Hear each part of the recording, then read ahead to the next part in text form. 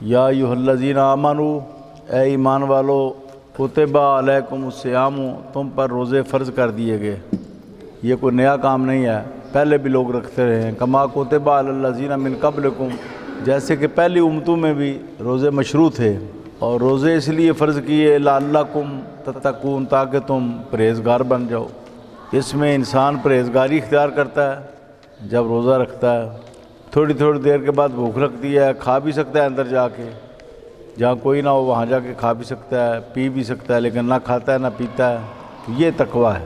اللہ تعالیٰ کی خشیت کی وجہ سے وہ کھانا چھوڑتا ہے، اللہ کی خشیت کی وجہ سے پینا چھوڑتا ہے۔ سب کچھ ہونے کے باوجود وہ ممنوعات پر عمل نہیں کرتا، ممنوعات کو اختیار نہیں کرتا۔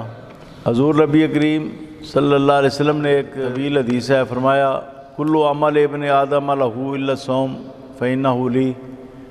آپ فرماتے ہیں یہ میرا فرمان نہیں ہے، میرے اللہ کا فرمان ہے۔ اللہ فرماتا ہے بندے کا ہر عمل جو ہے اس کے لیے ہوتا ہے، اس میں یعنی دکھاوا بھی ہو سکتا ہے، لیکن روزہ صرف میرے لیے ہی ہے، اس میں دکھاوا کوئی نہیں۔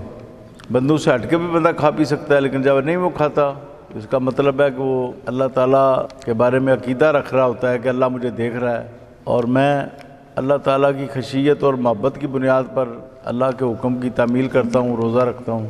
اور اللہ فرماتے ہیں انا اجزی بہ، میں اس کی خود جزا دیتا ہوں۔ پھر حضور نبی کریم فرماتے ہیں فَإِذَا كَانَ يَوْمُ صَوْمِ أَحَدِكُمْ فَلَا يَرْفَثْ وَلَا يَسْخَبْ، جب روزے کا دن ہو تو روزہ مکروہ نہ کرے۔ روزہ مکروہ ہو جاتا ہے نا، گالیاں نکالنے سے، بیہودہ باتیں کرنے سے، یا غیبت کرنے سے، یا چغل خوری کرنے سے، کسی بھی طریقے سے جھوٹ بولنے سے روزہ مکروہ ہو جاتا ہے۔ مکروہ ہونے کا مطلب ہے ثواب ختم ہو گیا، روزہ بھی رکھا اور ثواب بھی نہ ملا۔ اور اگر اس کو کوئی آدمی گالی بھی دے دے تو کہے میں روزہ دار ہوں، میں جواب نہیں دے سکتا، میں اپنا ثواب نہیں ضائع کر سکتا۔ ہاں جی، کوئی گالی بھی دے دے نا تو جواب نہ دے۔ پھر حضور فرماتے ہیں مجھے قسم ہے اس ذات کی جس کا ایک قبضہ قدرت میں میری جان ہے، روزہ دار کے منہ میں جو بو پیدا ہوتی ہے معدے سے آتی ہے، جب معدہ خالی ہوتا ہے نا تو اندر سے ایک بو آتی ہے، منہ میں ظاہر ہوتی ہے، اس کو خلوف کہتے ہیں۔ روزہ دار کے منہ کی جو بو ہے نا وہ اللہ تعالیٰ کو کستوری سے بھی زیادہ پیاری لگتی ہے۔ اتنا روزہ دار سے اللہ محبت کرتا ہے کہ روزہ دار کی بو بھی اللہ کو پیاری لگتی ہے۔ اور پھر آپ فرماتے ہیں للصائم فرحتان، روزہ دار کو دو خوشیاں ملتی ہیں۔ ایک خوشی تو جب افطار کرتا ہے، اور افطاری کی خوشی بہت خوش ہوتا ہے، اب میں روزہ کھولوں گا، کھجوریں کھاؤں گا، سموسے کھاؤں گا۔ اور دوسرا آپ نے فرمایا جب اللہ تعالیٰ سے ملے گا تو پھر روزے کا ثواب ملے گا، تو پھر دوسری خوشی اذا لقی ربہ، جب اپنے رب سے ملے گا۔ ایک افطاری کے وقت خوشی ہوتی ہے، دوسری جب اللہ کو ملے گا نا، اللہ کی بارگاہ میں حاضر ہوگا تو ثواب پائے گا، اللہ تعالیٰ کی رضا پائے گا، اللہ تعالیٰ کی بارگاہ میں قرب پائے گا، تو پھر اس کو بہت بڑی خوشی ملے گی۔ ایک حدیث میں حضور فرماتے ہیں جاہدوا تغنموا، تم جہاد کرو تمہیں غنیمت ملے گی۔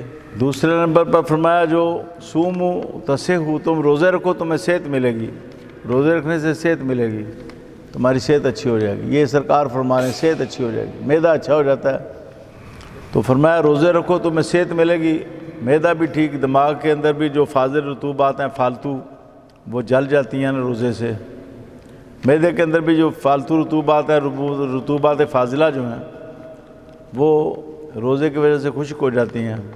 اور بھی بڑے فائدے ہیں، بھوک برداشت کرنے کی مشق ہوتی ہے، بھوکوں کا احساس ہوتا ہے کہ اس طرح بھوکوں کو بھوک لگتی ہے، ان کی مدد کرنی چاہیے، اس لیے اس کو شہر المواسات فرمایا۔ اور پھر آدمی صبر کرتا ہے، صبر پر بڑا اجر ہے، اللہ کی رضا کے لیے ہوتے ہوئے نہیں کھاتا۔ اس میں ایک یہ بھی تعلیم ہے نا کہ روزے میں تم حلال چیز نہیں کھاتے اللہ کی رضا کے لیے، تو پھر روزوں کے بعد حرام کی طرف بھی نہ جاؤ۔ جس اللہ کی رضا کے لیے تم نے حلال نہیں کھایا روزوں میں، دن میں حلال چیز تھی، دودھ تھا، پانی تھا، مشروبات تھے، کھانے کی چیزیں تھی، نہیں کھائیں، اب تم روزے گزار کے اب تم رشوت لیتے ہو، اب چوریاں کرتے ہو، اب تم ڈکیتیاں کرتے ہو، اور اب تم خیانت کرتے ہو، اب لوگوں کا حق مارتے ہو، یا تم حرام کھاتے ہو۔ روزوں میں تو تم نے حلال بھی چھوڑ دیا تھا، روزوں کے بعد حرام کی طرف بھی نہ دیکھو اور حلال پر ہی لگ جاؤ۔